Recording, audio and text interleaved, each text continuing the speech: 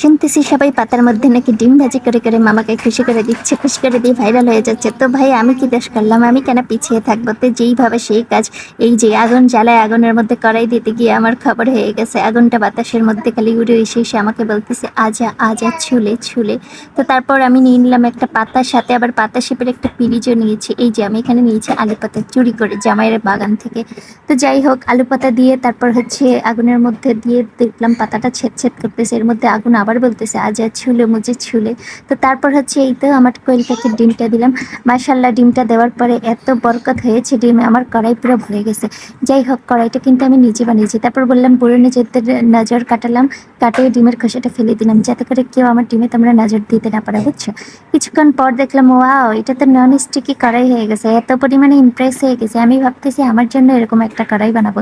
তো যাই হোক, ডিমটা উল্টায় পাল্টায় দিলাম। এবার ডিমটা হচ্ছে নিয়ে নিব।